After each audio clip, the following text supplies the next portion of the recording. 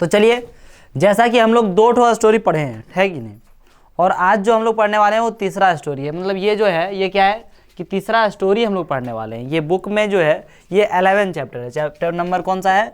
11। ठीक है, तो उसको हम लोग देखेंगे। बुक में जो आप देखेंगे वो कौन सा चैप्टर है? 11 चैप्टर। लेकिन हम लोग 2 चैप्टर पहले पढ़े, है ना, सीरियल वाइज चेंज करके। सीरियल हम लोग सीरियल से नहीं देख रहे हैं, सीरियल से थोड़ा सा चेंज करके देख लिए, है ना। सबसे पहले नेताजी का चश्मा देखें, फिर देख लिए लखनवी अंदाज, और ये बीच में, उसके बीच में ये आता है बाबू साहब, है ना। तो इनको हम लोग अब तीसरा नंबर में देख रहे हैं। ठीक है, बाल गोविंद भगत, इस स्टोरी का नाम क्या है? बाल गोविंद भगत, है ना, क्षितिज बुक का है। ठीक है, क्षितिज बुक का ये हम लोग बाल गोविंद भगत देख रहे हैं। इसमें इसके जो लेखक हैं वो कौन है? रामवृक्ष बेनीपुरी जो है इसके कौन है सर? लेखक है। ठीक है, बाल गोविंद भगत के। तो इसमें हम लोग देखेंगे, पूरा स्टोरी को जानेंगे क्या है। देखिए, सबसे पहले यहाँ पे रामवृक्ष बेनीपुरी के बारे में समथिंग हम लोग जान लेते हैं। क्या है? रामवृक्ष बेनीपुरी का जन्म बिहार के मुजफ्फरपुर जिले के बेनीपुरी गांव में सन 1899 में हुआ। कब हुआ था? है ना, कहाँ पर हुआ था जी? बिहार के मुजफ्फरपुर, है ना, जिले के बेनीपुरी गांव में। कौन सा गांव में? बेनीपुरी गांव। आप समझ सकते हैं नाम, मतलब इतना ज़्यादा वो गांव के नाम से इनका नाम पड़ गया। समझ सकते हैं कितना खतरनाक, गांव के नाम से इनका बेनीपुरी गांव में होता, तो इनका नाम हो गया रामवृक्ष बेनीपुरी। बेनीपुरी में जन्म हुआ था, हाँ, बाद में इनका नाम रखा गया रामवृक्ष बेनीपुरी। इनका नाम, गांव का नाम नहीं, गांव का नाम ही इनके नाम।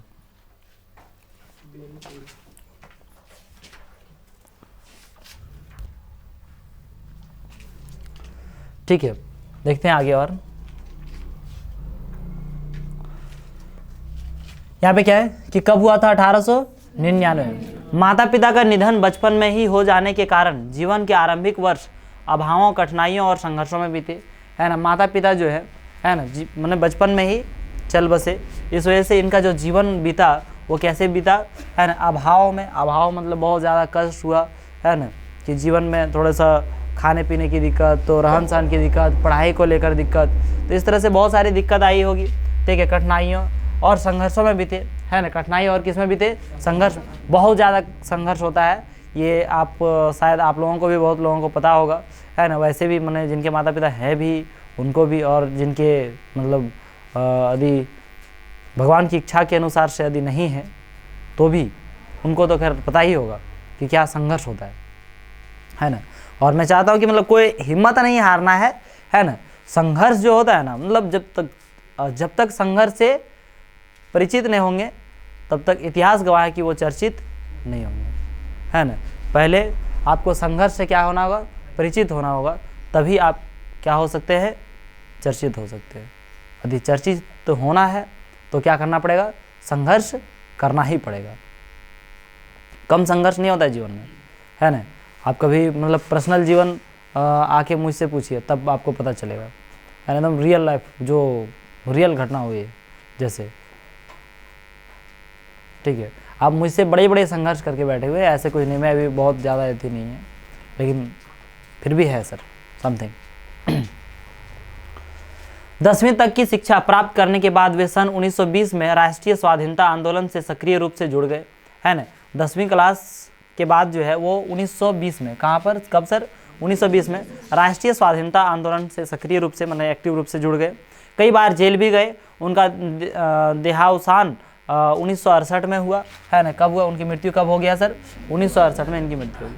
15 वर्ष की अवस्था में बेनीपुरी जी की रचनाएं पत्र पत्रिकाओं में छपने लगी। 15 वर्ष की अवस्था में, जब उन 15 वर्ष के थे तभी, समझिए आप लोग भी अभी 15 वर्ष पार कर चुके हैं, अब 16वां में चढ़ गए हैं सब। ठीक है, किन्हीं का कंप्लीट होने वाला होगा, किन्हीं का हो गया, और किन्हीं का 16, 15 भी, 15.5 भी हो गया होगा कैसे? 9, 6, 15 को तो 15 लगभग हो ही गया होगा, चाहे तो 15 मतलब अंत होगा अब 15 का, समझेंगे। आपका 14 कंप्लीट हुआ, 14 भी कंप्लीट हुआ है, चलिए ठीक है। तो 15 वर्ष की अवस्था में, मतलब इस उम्र में 15 वर्ष की अवस्था में ही उनका क्या हुआ सर, रचनाएं पत्र पत्रिकाएं में छपने लगी। वे बेहद प्रतिभाशाली पत्रकार थे। उन्होंने अनेक दैनिक, साप्ताहिक एवं मासिक पत्र पत्रिकाओं का संपादन किया, जिनमें तरुण भारत है ना, पत्र पत्रिकाओं में कौन सा है, तरुण भारत है ना, किसान मित्र, बालक, युवक, योगी, जनता, जनवाणी और नई धारा उल्लेखनीय, ये सब जो है उल्लेखनीय मैंने ज़्यादा इम्पोर्टेंट और मतलब ज़्यादा उल्लेख की गई है ना। गद्य की विविध विधाओं में विधाओं में उनके लेखन को व्यापक प्रतिष्ठा मिली। उनका पूरा साहित्य बेनीपुरी रचनावली के 8 खंडों में प्रकाशित है ना। पूरा साहित्य जो है बेनीपुरी रचनावली के कितने खंड में है सर, 8 खंड में। उनकी रचना यात्रा के महत्वपूर्ण पड़ाव है ना। उनकी जो रचना है वो क्या है, यात्रा के महत्वपूर्ण क्या पड़ाव मतलब क्या, रुकावट वगैरह जैसे है। पतितों के देश में है ना, क्या पतितों के देश में ये उपन्यास है। चिता के फूल कहानी है एक। अम्बपाली एक नाटक है। माटी की मूर्तें है ना, ये क्या है, रेखा चित्र है ना। पैरों में पंख बांधकर यात्रा वृत्तांत है। जंजीरें और दीवारें संस्मरण है। ठीक है, ये सारे उनके द्वारा लिखा गया है। ठीक है, कुछ जानकारी। उसके बाद हम लोग तो स्टोरी अभी पढ़ेंगे, बहुत ही इंटरेस्टिंग है ना। हंसी तो नहीं कह सकते हैं, लेकिन इमोशनली बहुत अच्छा लगेगा। ठीक है, क्या इमोशनली, बात समझे कि नहीं, एक से एक इमोशन है। उनकी रचनाओं और स्वाधीनता की चेतना, मनुष्यता की चिंता और इतिहास की युगानुरूप व्याख्या है।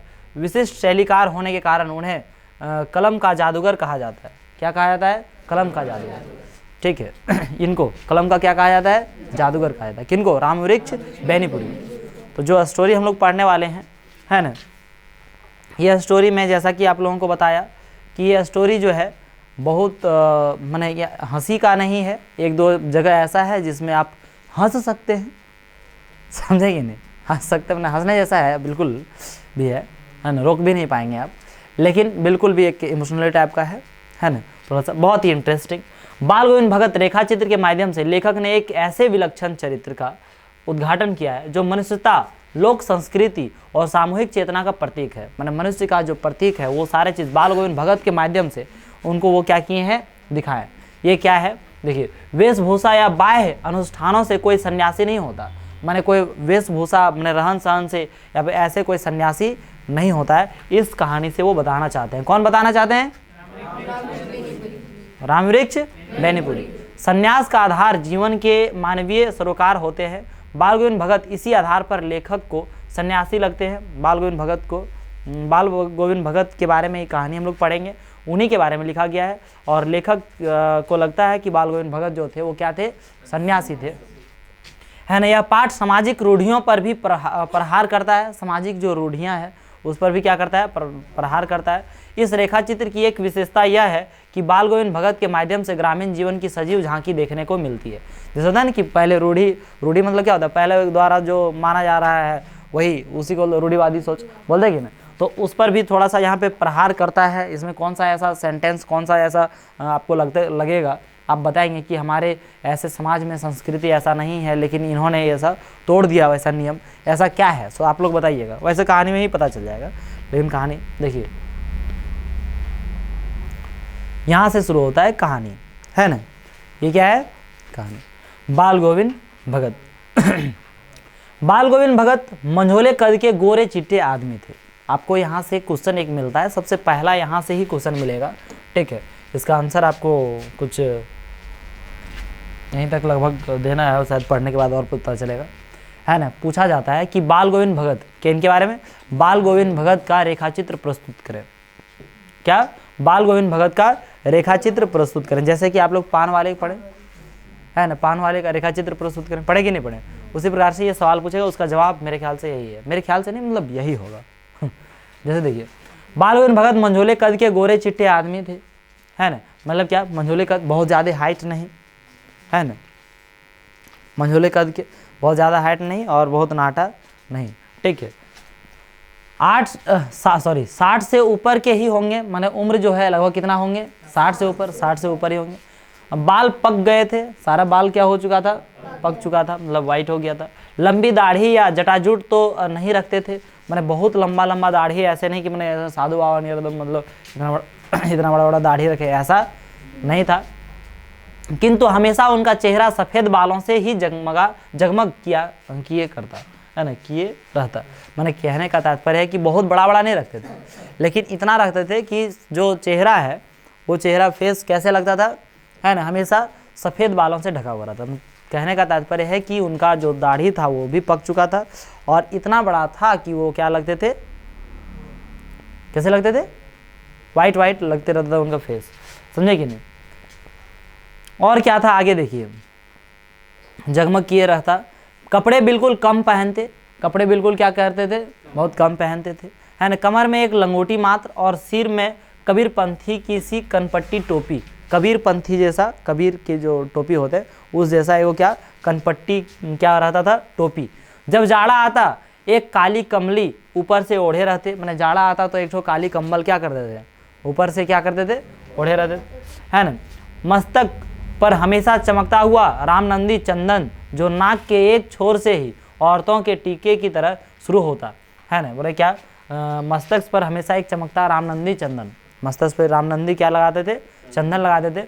वो कैसा हुआ करता था, नाक के एक छोर से, है ना, नाक के एक छोर से एकदम मतलब इधर ऊपर नहीं, समझे ना, भरा हुआ रहता, इधर नहीं भरा हुआ जी। कोई लगाते हैं क्या आप लोग, मोटा भाई? नहीं ना, कोई बात नहीं, उरा बेंचनी टूट जीते रे तो नहीं, गर्मी के दिन है उसमें कोई दिक्कत नहीं है कि मतलब गर्म लगेगा वो सब तो बर्दाश्त हो जाएगा, बेंच मेरा टूट जाएगा था फिर। आप बेचारा ओकरा साइड में बिठा दिए हो, अंतिम इरा करके किसी तरह लटक के रह ले।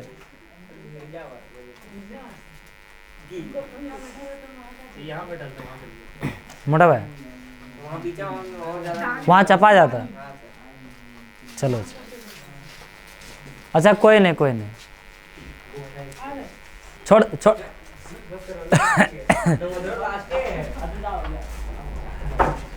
नहीं आप बैठो तो वहीं बैठो, तबरी को इधर सट जाएगा, क्या दिक्कत।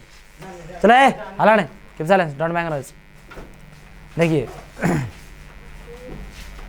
तो क्या है, एक ठंडा के दिन में क्या करते थे, कंबल ओढ़े रखते थे और मस्तक पर हमेशा क्या करते थे, रामनंदी चंदन। कौन सा, रामनंदी चंदन जो नाक के एक छोर से ही औरतों की तरह क्या होता था, टीके की तरह होते थे, है ना, शुरू होता।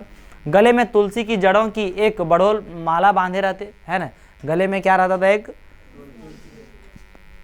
तुलसी की जड़ों की एक बेडोल माला बांधे रहते।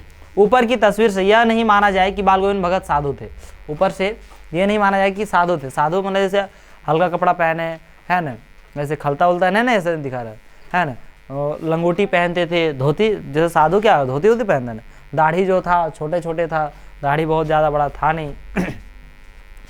नहीं बिल्कुल गृहस्थ, और ना ही बता सकते आप गृहस्थ थे। गृहस्थ मतलब क्या होता है, जो घरे में रहते हैं, हमेशा घर का ही काम काज करते थे, ऐसे भी नहीं थे। उनकी गृहिणी की तो मुझे याद नहीं, राम वृक्ष बेनीपुरी कह रहे हैं कि देखिए उनकी गृहिणी को तो मेरा याद नहीं है। गृहिणी मैंने समझते हैं, मैंने उनकी पत्नी के बारे में बोल रहे हैं कि उनके बारे में तो मुझे याद नहीं। उनके बेटे और पतहू को तो मैंने देखा था, उनके बेटे को और किनको देखा था मैंने, पतहू को देखा था। थोड़ी खेती बाड़ी भी थी, एक अच्छा साफ सुथरा मकान भी था। थोड़ा था, क्या था, खेती बाड़ी भी थी और एक साफ सुथरा क्या था, मकान था। ऐसा कौन बता रहे हैं, रामवृक्ष बेनीपुरी, है ना। किंतु खेती बाड़ी करते, परिवार रखते भी बाल गोविंद भगत साधु थे, साधु की सब परिभाषाओं में खरे उतरने वाले, है ना। माने क्या, खेती बाड़ी भी करते थे, किंतु खेती बाड़ी क्या बताया जा रहा है, खेती बाड़ी करते, परिवार भी रखते भी, परिवार को भी क्या करते थे, रखते। बाल गोविंद भगत साधु थे, साधु की सब परिभाषाओं में खरे उतरने वाले, है ना, सब थे ऐसे। कबीर को साहब मानते थे, कबीर को क्या मानते थे, साहब, जो कुछ भी है वो कौन है, कबीर है ना। जैसे भगवान होते ना, उस तरह से कबीर को साहब मानते थे। उन्हीं के गीतों को गाते, है ना, उन्हीं के गीत को हमेशा क्या करते रहते थे, गाते थे, है ना। उन्हीं के आदेशों पर चलते, माने उनका जिस प्रकार से आदेश है, जैसे आप लोग भी कभी किन्हीं को एक मानते होंगे, आदरणीय व्यक्ति मानते होंगे, है ना, वो जो बताएं उन्हीं के अनुसार से चलना चाहते होंगे, है ना। चाहे तो कोई सोच जो है, कोई भी व्यक्ति वो हो सकता है वो छोटा बच्चा भी हो सकता है, वो बड़े से बड़े व्यक्ति भी हो सकते हैं, जिनका बात आपको ज़्यादा पसंद लगे कि ये बेहतरीन, वाह क्या सेंटेंस है, चाहे क्या आदरणीय सोच है, उस अनुसार से क्या होते थे, उस प्रकार से वो कबीर के बातों पर ही, आदेशों पर चलते थे। कभी झूठ नहीं बोलते, कभी क्या नहीं बोलते थे, झूठ नहीं बोलते, खरा व्यवहार रखते, है ना, झूठ नहीं बोलते थे, एकदम खरा व्यवहार, डायरेक्ट जो है आमने सामने होगा, समझे कि नहीं। किसी से भी दो टुक बात करने में संकोच नहीं करते, मैंने दो टुक मैंने क्या, दो बात किसी से करने में कोई संकोच नहीं, ऐसा नहीं कि डरते थे। न किसी से खामखा झगड़ा मोल लेते, किसी की चीज़ नहीं छूते, है ना, न बिना पूछे व्यवहार में लाते, किन्हीं का भी कोई भी वस्तु बिना पूछे मतलब कुछ छुबे नहीं करते थे, है ना, ना उसको यूज़ करते, इस्तेमाल करते थे, कुछ भी नहीं। इस नियम को कभी कभी इतनी बारीकी तक ले जाते कि लोगों को कुतूहल होता, मैंने कभी कभी इतना हद तक ले जाता कि मैंने बिना पूछे, जैसे मान लीजिए यहाँ पे सामने है तो हम यहाँ पे बगल में कुछ यूज़ कर सकते हैं, हल्का सा मोबाइल हो एकदम देख सकते हैं, लेकिन ऐसा नहीं एकदम बिल का आजकल जो है, आजकल जैसे मान लीजिए कि मोबाइल है तो ऐसे देख सकते हैं ना जी, अरे वैसे भी उछलता, देख उठा के देखे लगा आदमी, है ना, लेकिन वो इतना थे कि कुछ भी नहीं छूते थे, बिना पूछे कुछ भी नहीं। अब इतना हद तक मानते थे, देखिए यहाँ पे छूते, बिना पूछे कुछ व्यवहार में नहीं लाते, है ना। इस नियम को कभी कभी इतनी बारीकी से ले जाते कि वो एकदम लोगों को क्या होता, कुतूहल होता।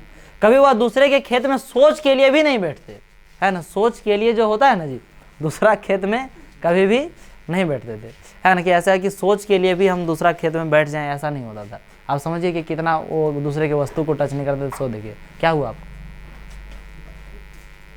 चांस है नहीं चांस, कल रो रही तुरंत ही सबके क्या जो होता है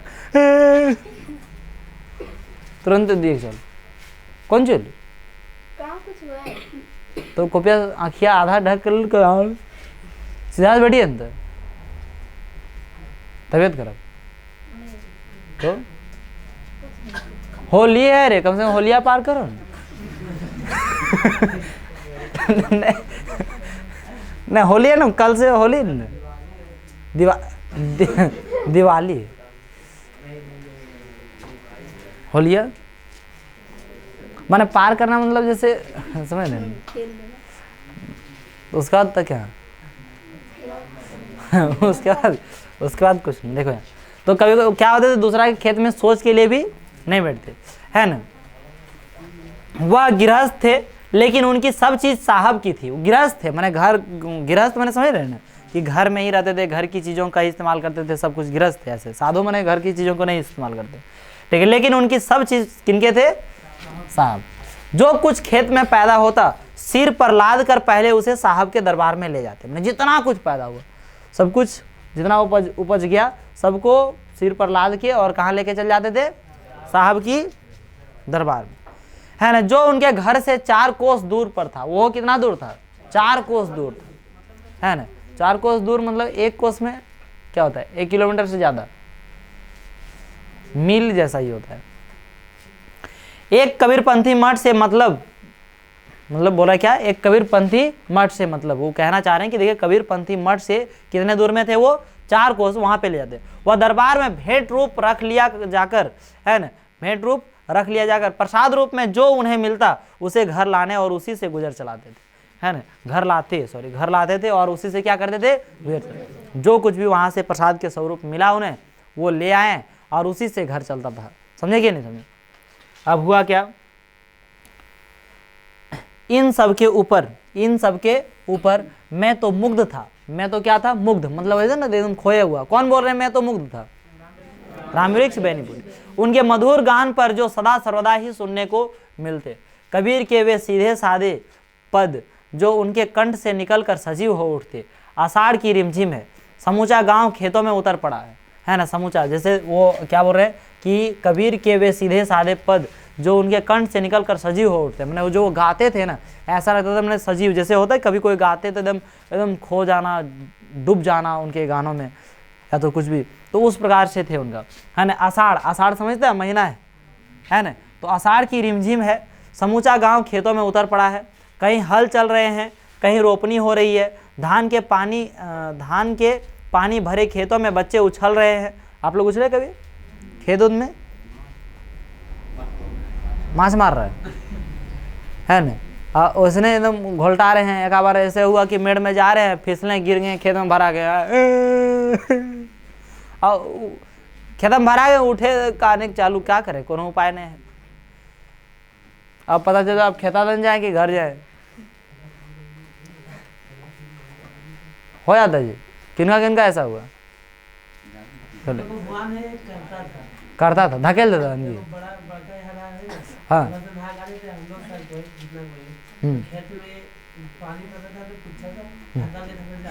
जान के धकेल दिया, माने गोल ले दे के धिंगड़ वाला काम करना। क्या भुला गया था? चपला। अब पूरा रोवे लगा। ठीक है, वही थे। और नहीं तो नहीं देखा तो बोले उमर घर पकड़ा मारबन तो मुड़े पुर दो, है ना। समझे कि नहीं समझे? ऐसे बोलते। समूचा गांव खेतों में उतर पड़ा, कहीं हल चल रहे, कहीं पर क्या होती, रोपनी हो रही है, धान के पानी भरे खेतों में बच्चे उछल रहे, औरतें कलेवा लेकर मेड़ पर, कलेवा समझता है रे? कलवा, अरे कलवा कलवा कलवा, दोपहर का भोजन बोलते हैं हम, पर बैठी है। आसमान बादल से घिरा, धूप का नाम नहीं। आसमान बादल से घिरा, धूप का नाम नहीं। आषाढ़ महीना में सब होता है ना, धूप नहीं निकलबो करेगा तो पूरा जोर से लगेगा।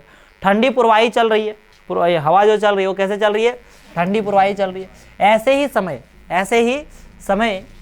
समय आपके कानों में एक स्वर तरंग झंकार सी कर उठी, है ना। ऐसे ही स्वर जो है आपको सुनाई देगा उसी समय। यह क्या है, यह कौन है, यह पूछना ना पड़ेगा, ये पूछने की जरूरत नहीं है कि यह क्या है, यह कौन है, कौन गा रहे हैं, है ना, क्या है।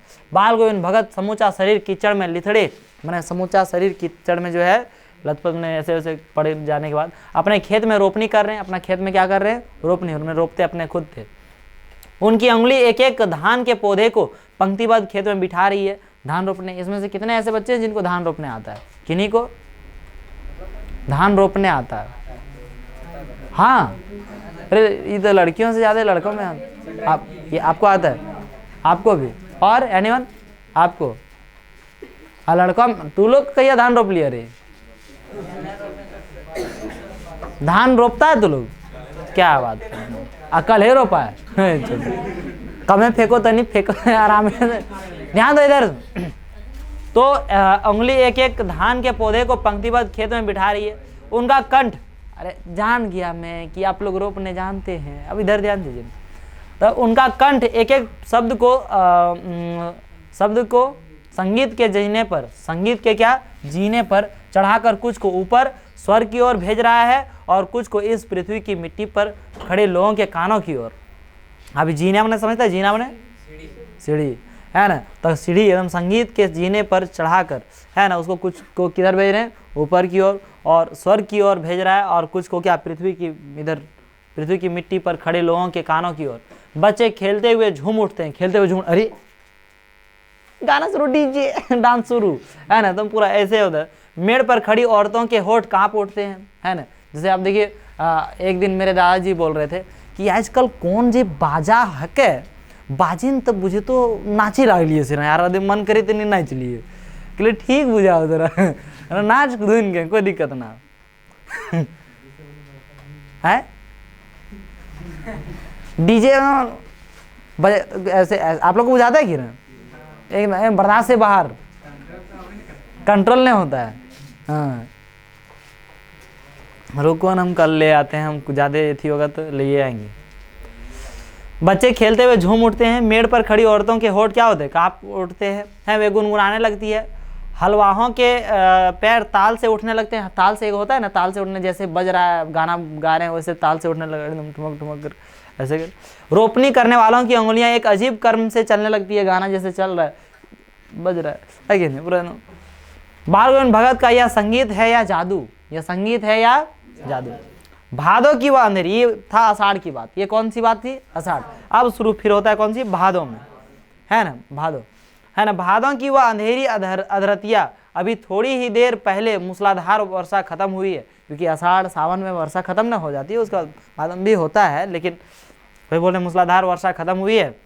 बादलों की गरज, बिजली की तड़प में आपने कुछ नहीं सुना हो, किंतु अब झिल्ली की झंकार या दादुरों की टर टर, दादुरा में क्या होता है, मेढक, मेढक की टर टर बाल गोविंद भगत के संगीत को अपने कोलाहल में डुबो नहीं सकती। उनकी खंजड़ी, खंजड़ी में क्या होता है जानता है, से आगे दिया होगा इसका चित्र, खंजड़ी ये देख रहे हैं, ऐसे बजाते रहते हैं, डफली बोलते हैं, डफली, डफली वाले, गाना नहीं सुना ये, हाँ तो वही डफली बजा, तो ऐसे यहाँ पे देख, कोलाहल में डुबा नहीं सकती। उनकी खंजड़ी डिमक डिमक बज रही है और वे गा रहे हैं, गोदी में पीवा, ये गाना गा रहे तो लोग क्या, देखो यहाँ गाना कौन गाना गाते हैं, है ना, कौन गाना है, अब गा पाऊंगा तब ने, अब ऐसे ऐसे पढ़ देना पड़ेगा, हम कहाँ से, गोदी में पीवा चमक उठे सखिया चिहुक उठे ना, है ना, हाँ पिया तो गोद में ही है, किंतु वह समझती है वह अकेली है, चमक उठती है, चिहुक उठती है, उसी भरे बादलों वाले भादों की आधी रात में उनका यह गाना अंधेरे में अकस्मात कौंध उठने वाली बिजली की तरह किसे न चौंका देता। मतलब वो गाना गाने चालू करते थे, कौन गाना गाते थे, ऐसे गोदी में पीवा चमक उठे सखिया चिहुक उठे ना, मैंने इस तरह से गाना गाते हैं। हाँ तो वो बोल रहे हैं कि हाँ पिया तो गोद में ही है, किंतु वह समझती है वह अकेली है, चमक उठती है, चिहुक उठती है, उसी भरे बादलों वाले भादों की आधी रात में उनका यह गाना अंधेरे में अकस्मात, अकस्मात मतलब क्या होता है, अचानक, अचानक कौंध उठने वाली बिजली की तरह किसे न चौंका देता, सबको चौंका देता था, आधे रात में गावे चालू कर देते थे। अरे अब सारा संसार निस्तबद्धता में सोया है, बाल गोविंद भगत का संगीत जाग रहा है, जगा रहा है ना, जगा रहा है। तो उसके बाद क्या बोलते हैं, सो देखिए यहाँ पे, तेरी गठरी में लागा चोर मुसाफिर जाग जरा, है ना, और उसके बाद वो बोलते हैं कि तेरी गठरी में लागा चोर मुसाफिर जाग जरा। जब भोर भोर अगर जरा सा हो जाता है तब वो बोलने लगते हैं कि तेरी गठरी में लगा चोर मुसाफिर जाग जरा, अब जाग जाइए, है ना, सुबह हो गया। जैसे इसमें क्या बोलते हैं, अभी होली होली का समय है, चोरी वोरी अब नहीं होने लगा, पहले होता था बहुत ज़्यादा, है ना, होली के समय चोरी हो रहा है, दुर्गा पूजा के समय चोरी हो रहा है, ठीक है, दीपावली के समय चोरी होता था। तो उधर क्या देते थे, आदमी पहरा देते थे, गांव में रूटीन बना लेते थे कि इतना दिन में पहरा देना है, तो बोलते थे जागते रहो, एकदम पूरा होता था कि नहीं होता था, किन्हीं को याद है ऐसा? अब बंद हो गया नहीं, अब चोरी, अब पुलिस घूमते हैं, है ना, पेट्रोलिंग में ही घूमते हैं ना जी, अब पुलिस तो ही घूमते रहते हैं, कभी कभी घूम जाते हैं जब प्रेशर पड़ता तब, है ना, तो पेट्रोलिंग वाला पैसा सब मार लेते हैं खड़ा करके, यहाँ देखते हैं खड़े रहता है ना। कार्तिक आया नहीं कि बाल गोविंद भगत की प्रभातियाँ शुरू हुई, है ना, कार्तिक, अब देखिए वो भादो खत्म हो गया, अब कौन सा महीना आ गया, कार्तिक। कार्तिक आया नहीं कि बाल गोविंद भगत की प्रभातियाँ, मैंने कार्तिक में कौन क्या गाते थे वो, प्रभातियाँ, ऑब्जेक्टिव के पर्पज से याद रखेंगे, है ना। कार्तिक आया नहीं कि बाल गोविंद भगत की क्या शुरू हो जाती थी, जो फागुन तक चला करती थी। कब तक चला करती थी, फागुन, अभी फागुन है रे, है ना, होली है ना। इन दिनों वह सवेरे ही, इन दिनों वह क्या सवेरे ही उठते, न जाने किस वक्त जगकर वह नदी स्नान को जाते, है ना। इन दिन मैंने उस समय कार्तिक से लेकर कब तक, फागुन तक, कब सुबह उठ जाते थे ये पता नहीं है ना। नदी स्नान काहे कि वो अपने नहीं उठ पाते होंगे, राम वृक्ष बेनीपुरी, आप लोग जैसे थोड़ा सा कुछ ना ऐसे आराम से, सुबह इतना कितना जल्दी सुबह हो गया, आप लोग 6 बजे क्लास सुबह, अब पता चला क्या 7 कैसे बज गया, है ना, ये 7 कैसे बज जाए छोड़ो, आज ट्यूशन नहीं जा पाएंगे। तो न जाने किस वक्त जग कर वह नदी स्नान को जाते, गांव से 2 मील दूर, कितना मील दूर, 2 मील, है ना। 1 मील में क्या होता है, स्थानीय में ऐसे 1.6 किलोमीटर होता है, और वैसे क्या होता है 1.8, समुद्री में 1.8, है ना, 1 मील बराबर। तो 2 मील दूर जाते थे, कहाँ जाते थे 2 मील दूर नहाने, कहाँ पर, नदी, कौन जाते थे,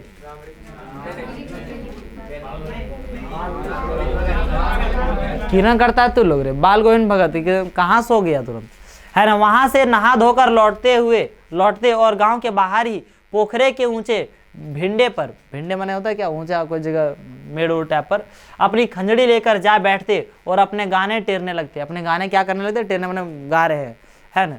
मैं शुरू से ही देर तक सोने वाला हूँ। शुरू से, देखिए वो अपने आप बोल दे रहे हैं, है ना। शुरू से ही मैं देर तक क्या हूँ?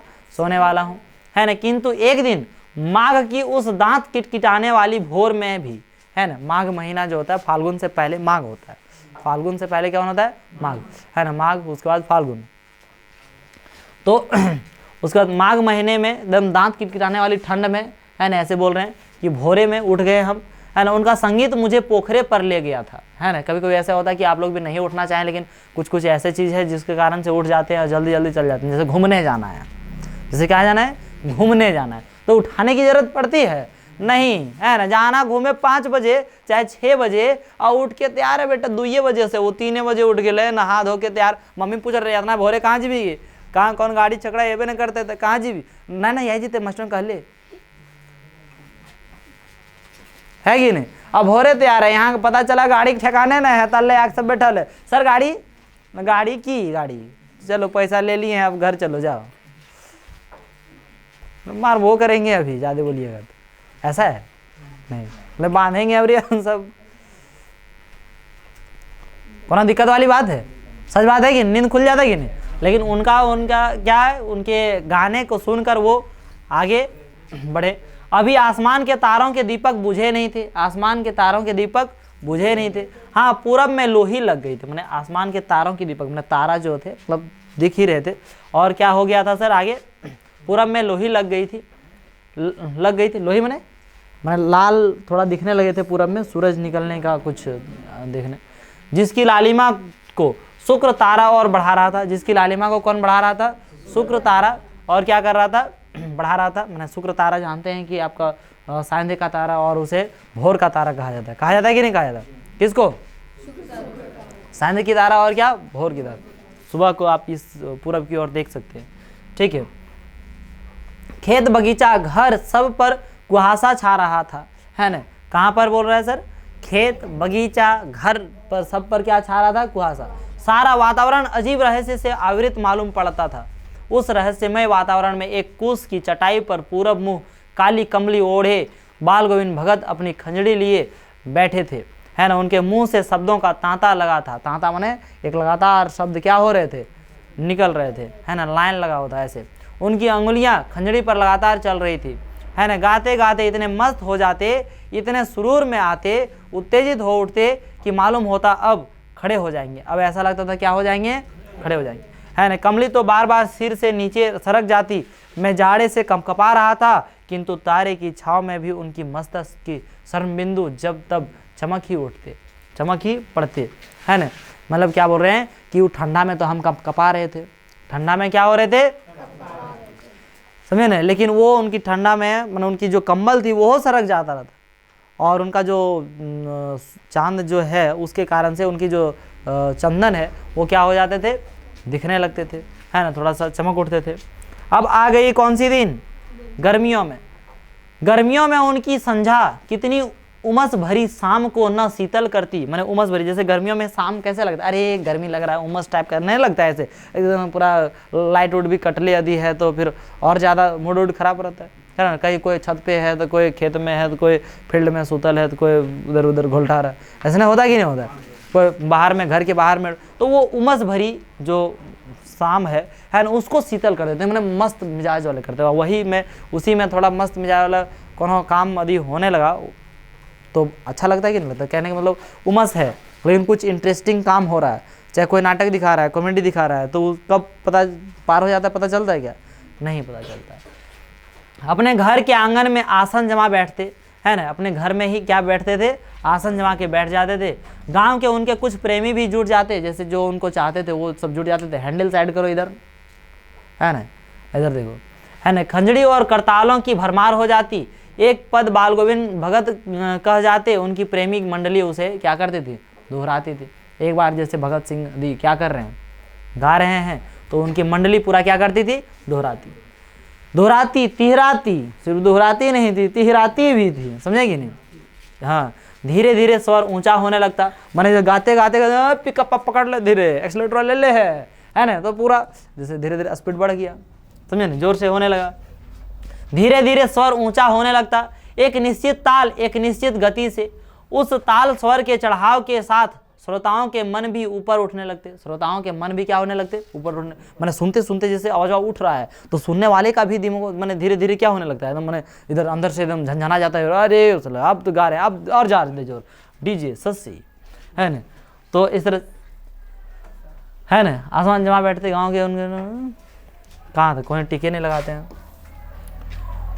धीरे धीरे मन तन पर हावी हो जाता, मन पर, तन पर, माने मन पर भी और किस पर भी, तन माने पूरे शरीर पर भी क्या हो जाता, पूरा हावी हो जाता है ना। होते होते एक क्षण ऐसा आता कि बीच में खंजड़ी लिए बाल गोविंद भगत नाच रहे हैं। बीच में खंजड़ी लिए बाल गोविंद भगत क्या करने शुरू कर दिए, नाचने शुरू कर दिए, और उनके साथ ही सबके तन और मन नृत्यशील हो उठे, और बाकी सब भी झूम रहे हैं। इतना मस्त गाते थे और बजाते थे, तो उन्हें नियर फाटल स्पीकर नियर नहीं, सारा आंगन नृत्य और संगीत से ओतप्रोत है। पूरा आंगन एकदम संगीत से क्या थे, ओतप्रोत है ना। बाल गोविंद भगत की संगीत साधना का चरम उत्कर्ष उस दिन देखा गया जिस दिन उनका बेटा मरा। उनका बेटा क्या हुआ, मरा है ना। चरम उत्कर्ष मतलब ज्यादा देखने को, ये सब संगीत वगैरह तो चल ही रहा था। अब जाने रहे कैसे गाते रहते थे हमेशा, पूरे एकदम देखें कि बरसात से लेकर गर्मी तक पहुंचा दिए। बरसात है, ठंडा है, फिर कब आ गया गर्मी, ये सब कुछ पहुंचा दिए जी। अब क्या बात आती है सर कि ये सब संगीत का जो चरम उत्कर्ष देखने को जो मिला, वो कब देखने को मिला, जिस दिन उनका बेटा क्या हो गया, मर गया। एक लौता बेटा था, तू बाद में क्या बोलता एक लौता बेटा था, वह कैसा बेटा था, कुछ सुस्त और बोदा सा था। कैसा, बोदा मैंने समझते हैं, नहीं समझते, मैंने जैसे हम लोग बोलते हैं कि जब मैंने अकल कम हो, मैंने बुद्धिहीन, क्या बोलते हैं, बुद्धिहीन है ना।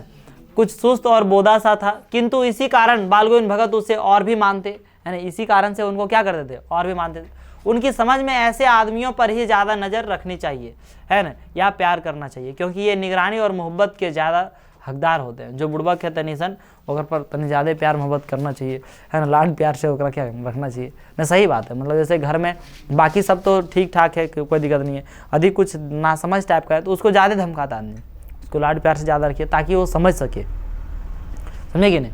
ऐसे बड़ी साध से उसकी शादी कराई थी, बड़ी साध से उसकी क्या करवाई थी, शादी। पतोहू बड़ी ही सुभग और सुशील मिली थी। कैसे मिली थी, सुभग और सुशील। आजकल तुम लोग उम्मीद नहीं करना ये सब चीज़, समझा कि नहीं, तुम लोग उम्मीद नहीं, क्या कि अपनों पर ध्यान देना होगा न, हो कि आपने कैसे है। अब एकदम खोजेगा सुशील, सुभग और सुशील, झाड़ू मार झाड़ू एकदम माने सीधे कर दे। हैं, मेरा भी शादी नहीं हुआ है, अरे ठीक है किया, बता दिया, याद दिला दिया हमको मेरा भी शादी नहीं हुआ, अरे हमको यादें दिला दिया। हाँ मेरा भी नहीं हुआ। कौन सी, अरे क्या करेगा रे, आज के जमाने में मतलब सब कुछ मिल सकता है, लेकिन ऐसा सोच पाना तनी मुश्किल है, नामुमकिन है, समझा नहीं। सोचने से भी पाप लिखेगा नहीं समझा कि अरे तनी बढ़िया सुंदर सुशील मिले, अपनों मुँह देखे पड़ेगा ना गवर्नमेंट जॉब लेना पड़ेगा। बिल्कुल सही बात बोला तुम, एक ही रास्ता है गवर्नमेंट जॉब, ग्रुप डी ले लो, कोई दिक्कत नहीं है ना। है मैं ही बताया था ना आप लोगों को, ग्रुप डी 8 लाख बना, अभी तक नहीं हुआ, ओकरा नहीं हुआ है अब रे देखिए होली हम सेटिंग होगा नहीं होगा। घर की पूरी प्रबंधिका बनकर भगत को, मतलब वो जो पतहू थी वो कैसे थी, भले ही आज मिले या ना मिले, लेकिन उनकी पतहू कैसे थी सर, सुभग और कैसी थी सर, सुशील थी, मिली थी। घर की सुभग माने क्या होता है ना, अच्छा दिखने वाली, ठीक है, और सुशील मतलब क्या होता है, सभी चीज़ को धैर्यपूर्वक सभी को कार्य को करने वाले। घर की पूरी प्रबंधिका बनकर भगत को बहुत कुछ दुनियादारी से निवृत्त कर दिया था। मैंने वैसे तो घर का संभालना सब बाल गोविंद भगत को ही था, लेकिन जब उनका शादी हो गया था तब उनकी जो यानी कि बहू थी, पतहू थी, वो क्या है बहुत सारे काम से छुटकारा उनको करवा दिया था कि नहीं हम ये सब कर लेंगे, कोई दिक्कत नहीं। उनका बेटा बीमार है ना, उनका बेटा बीमार है, इसकी खबर कि लोगों को कहाँ फुर्सत, जैसे होता है ना अक्सर देखिएगा, है ना, बीमार है ऐसा किसी को पता नहीं चला, और जब टपक गए तब सब आए गए, कैसे होले, कते दिन से बीमार है, अरे ना पता ले, देखिए देखिए हम बगल में रह लिए लेकिन हमारा ना पता चल रहे, यलना रहते लिए या इसकी से पता चल लो तो रहो बोल रहे इसकी खबर रखने की लोगों को कहाँ फुर्सत, बीमार थे उसकी खबर किसी को नहीं है, किंतु मौत तो अपनी ओर सबका ध्यान खींच कर ही रहती है। हमने सुना बाल गोविंद भगत का बेटा मर गया, वो सब दौड़े ले आ रहा है, दौड़े ले आ रहा है, मर गए रे, कैसे रे, नहीं मजाक वाली बात नहीं, दुख सब रो रे, मजाक उड़ाता है। कुतूहलवश उनके घर गया, है ना, कुतूहल माने कौन गए घर, राम वृक्ष बेनीपुरी भी उनके क्या गए, घर गए, है ना, देखकर दंग रह गया, देखकर क्या रह गया, दंग। फिर क्या हुआ, बेटे को आंगन में एक चटाई पर लिटाकर एक सफेद कपड़े से ढांक रखा, है ना, बेटे को एक चटाई पर क्या लिटाकर सफेद कपड़े से क्या कर दिया, ढक दिया। वह कुछ फूल तो हमेशा ही रोपते रहते, फूल हमेशा लगा के रखते थे, है ना, उन फूलों में कुछ तोड़कर उस पर क्या कर दिया था, बिखेर दिए, है ना, फूल और तुलसी दल भी, तुलसी दल माना तुलसी पत्ता भी थोड़ा बिखेर। सिरहाने एक चिराग जला है, सिरहाने पर, सिरहाने माने क्या, सिर के पास क्या था, एक चिराग जला हुआ था, समझे कि नहीं, चिराग जला रखा है ना, और उसके सामने जमीन पर ही आसन जमाए गीत गाए चल रहे थे, है ना, उसके सामने ही बैठ के आसन जमाए क्या गा रहे थे, गीत गाए चले जा रहे, वही पुराना स्वर उसी तरह से, मतलब देखिए आप बेटा मरे हैं तो वही गीत गा रहे हैं, वही पुराने स्वर में, है ना, वही पुरानी तल्लीनता में। घर में पतहू रो रही है, जिसे गांव की स्त्रियां चुप कराने की कोशिश कर रही है, गांव की स्त्रियां क्या कराने की कोशिश कर रही है, चुप कराने की कोशिश कर रही है, किंतु बाल गोविंद भगत गाए जा रहे हैं। हाँ, गाते गाते कभी पतहू के नजदीक भी जाते, है ना, गाते गाते कहाँ जाते, कभी पतहू के नजदीक भी जाते, और उसे रोने के बदले उत्सव मनाने को कहते, रोने के बदले उसे क्या कहते थे, उत्सव मनाने को, कि रो क्यों रही है, उत्सव मनाओ, क्या मनाओ, उत्सव मनाओ। कौन बोलते थे,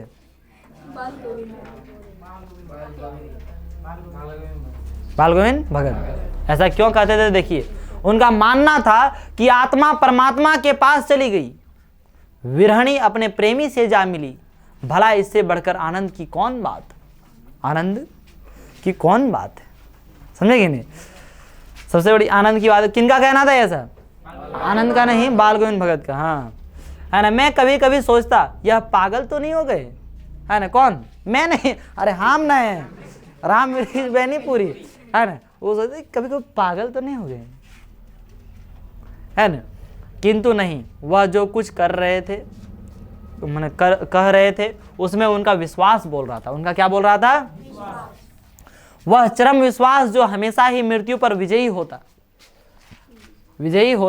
आया। बेटे के क्रियाक्रम, बेटे के, यहाँ से एक सवाल पूछा जाता है, बेटे के क्रियाक्रम में तुल नहीं किया, है ना, तुल नहीं किया, हमने बहुत ज्यादा इंटरेस्ट नहीं दिखाया, है ना, पतहू से ही आग दिलाई, उसकी पतहू से ही उनका क्या दिला दिया, आग, है ना, किंतु जो ही श्राद्ध की अवधि पूरी हो गई, श्राद्ध जब क्या हो गया, कंप्लीट, श्राद्ध में होता ना वो जो काम पूरा है, श्राद्ध का काम खत्म हो गया, तब पतहू के भाई को बुलाकर उसके साथ कर दिया, उसके साथ मैंने उनको बुलाए और उनके साथ लगा दिया, बोले कि जाओ तुम, कोई दिक्कत नहीं, यह आदेश देते हुए कि इसकी दूसरी शादी कर देना, है ना। देखते हैं आज के जो यहाँ पे ऐसे नहीं बोला जाता है ना, कि दूसरी शादी कर देंगे, ऐसा नहीं, है ना, बोले कि रहिए हमारे यहाँ ही रहिए, वो बोल रहे थे, उनको छूट आज़ादी दिया गया था कि आप दूसरी शादी क्या करवा दीजिए, कोई दिक्कत नहीं है। इधर पतहू रो रो कर कहती, मैं चली जाऊंगी तो बुढ़ापे में कौन आपके लिए भोजन बनाएगा, बीमार पड़े तो कौन एक चुल्लू पानी भी देगा, मैं पैर पड़ती हूँ, मुझे अपने चरणों से अलग नहीं कीजिए। ये कौन कर रहे थे, रो रही थी, कौन रो रही थी, लेकिन भगत का निर्णय मतलब अटल था एकदम, जो बोल दिए सो बोल दिए, पुष्पराज कैसे, तू जा नहीं तो मैं ही इस घर को छोड़कर चल दूंगा, मैं नहीं जाऊंगा, मतलब भगत, बाल गोविंद भगत बोल रहे हैं कि तू जा नहीं तो मैं ही इस घर को छोड़कर चल दूंगा। यह थी उनकी आखिरी दलील, और इस दलील के सामने बेचारी की क्या चलती, इस दलील के सामने बेचारी की क्या चलती। मतलब क्या है, अब छोड़ के घर छोड़ के क्यों जाएंगे, चल दिए। बाल गोविंद भगत की मौत उन्हीं के अनुरूप हुई। अब बाल गोविंद भगत की भी क्या हो गई, मौत हो गई उन्हीं के अनुरूप। आप नेताजी का चश्मा पढ़ें, उसमें बूढ़ा जी लास्ट में टपक गए, कैप्टन। यहाँ पर आप कहानी पढ़ रहे हैं बाल गोविंद भगत, इसमें भी लास्ट में चले गए। अभी और भी स्टोरी है, उसमें भी टपक जाएंगे। इसमें 10th क्लास में यही है, जितना पढ़िएगा आप। 12 दिन के बाद पढ़ाया। चलिए अच्छा है ना। बाल गोविंद भगत की मौत उन्हीं के अनुरूप हुई। वह हर वर्ष गंगा स्नान करने जाते, स्नान पर उतनी आस्था नहीं रखते जितना संत समागम और लोक दर्शन पर। पैदल ही जाते। करीब 30 कोस पर गंगा थी। कितनी कोस पर? 30 कोस। साधु को संबल लेने का क्या हक, और गृहस्थ किसी से भिक्षा क्यों मांगे? वो गृहस्थ थे तो भिक्षा नहीं मांगते थे, किन्हीं से कुछ नहीं, है ना। अतः घर से खाकर चलते तो फिर घर पर ही लौट कर खाते। समझे कि नहीं? रास्ते भर खंजड़ी बजाते गाते, जहां प्यास लगती पानी पी लेते। 4-5 दिन आने जाने में लगते, किंतु इस लंबे उपवास में भी वही मस्ती। अब बुढ़ापा आ गया था, किंतु टेक वही जवानी वाली। लेकिन बुढ़ापा आ गया था, लेकिन गाना जो था, टेक जो था, वही जवानी वाली। ठीक है। इस बार लौटे तो तबीयत कुछ सुस्त थी। तबीयत कुछ क्या थी? सुस्त थी। खाने पीने के बाद भी तबीयत नहीं सुधरी। थोड़ा बुखार आने लगा, किंतु नेम व्रत तो छोड़ने वाले नहीं थे। नेम व्रत मैंने क्या कि वो किन्हीं का कोई सामान यूज नहीं करेंगे, है ना। वही दोनों जून गीत, स्नान ध्यान, मैंने सुबह शाम जैसे बुखार उखार लगा थोड़ा बोलता है कि स्नान समय पर कर लीजिए, अब समय पर दूसरा टाइम में कीजिए, या तो फिर एक आध दिन वैसे, ताकि तबीयत नहीं ठीक हो जाए। खेती बाड़ी देखना, है ना, वही उसी तरह से स्नान ध्यान खेती बाड़ी देखना। दिन दिन छीजने लगे। क्या होने लगे? छीजने लगे, है ना। लोगों ने नहाने धोने से मना किया, आराम करने को कहा, किंतु हंसकर टाल देते रहे। कि बोला ही तो पूरा जिंदगी पार कर ली है, यानी ये अब कहाँ ही की छोड़ दिए, क्या अब हम और वो ताबे छोड़बो ही साहब। नहीं होता ऐसा। बुरा दादाजी मेरे हैं, उनको बोलता हूँ कि हाँ हो आप थक गए, उतना काम धंधा कर, तो बीमार है, आए बीमार हैं तो ठीक है। अभी परसों नरसों एक सलाइन करवाए, है ना, थोड़ा सा तबीयत खराब हो गया था, रात में पूरा वोमिटिंग, अब करवाए, सुबह ठीक हो गए। मैंने 2 दिन से, एक पिछला रात को वोमिटिंग किया तो हमको लगा वैसे होगा, तब अगला रात को ही कर रहे थे, फिर अगला रात को किया, तब उनको फिर सुबह जाके करवाए, सब इलाज उलाज करवाए, सलाइन वलाइन करवाए। अगला दिन कुदाल नहीं है, चल दिए, मैंने अभी कुदाल लेके खेत जा रहा, हाँ हो कहे जाल ले बचबो नुनमा, ताल ले हम हिसाब ना छोड़बो। इसी वजह से फिट भी हैं, 94 साल हो गया, और अभी कुदाल इतना चलाएंगे जितना मैं नहीं चला पाऊंगा। मैं यदि चला भी दिया ना झोंक से, मैंने उतना चला दूंगा तो 4 दिन ले सुत ले बाबू, आप ना तो हाथ गोड़ सब।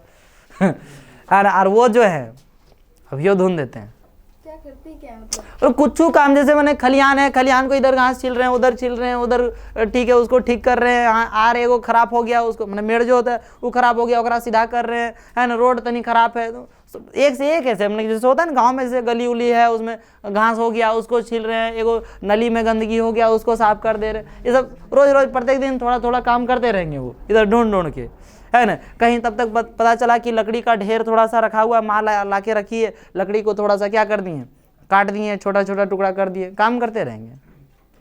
बैल को थोड़ा सा विचाली दे दिए, विचाली काट रहे हैं, मुझसे ऐसे मशीन नहीं होता कुटी, विचाली काटते हैं ऐसे हंसू में ही, हमारे घर में ऐसे ही चलता है, काट रहे हैं और दे रहे हैं बैल उल को, गाय को, बकरी को, दिन भर लगले रहेंगे इधर उधर, ठुचुक ठुचुक ठुचुक ठुचुक, समझे ना ये चीज़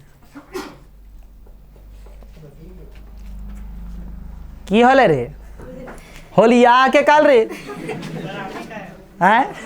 अब देखो ये कहानियां बड़ा चुटका हो गया, समझा। अब मोड़ा गिरेगा तब कुछ होगा, हैं।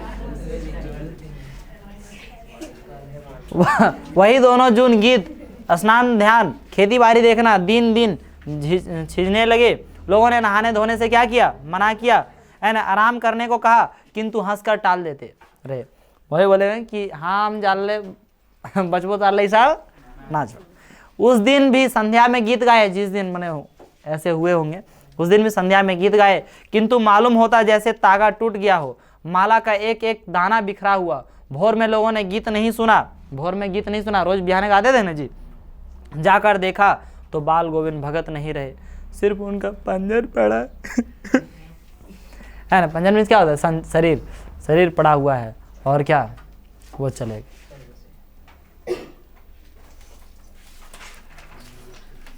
खत्म हो गया ना, आगे नहीं ना कुछ रे?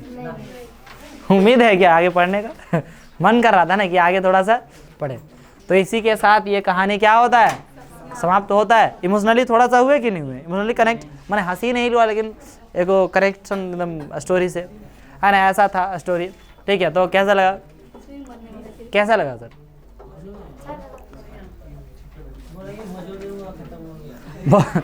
अरे भोजा आप तू लोग करो, अगर बेटा तो पहले चल गया, वो तो हो तो भेजिए दिए, तो भोज तू लोग करो।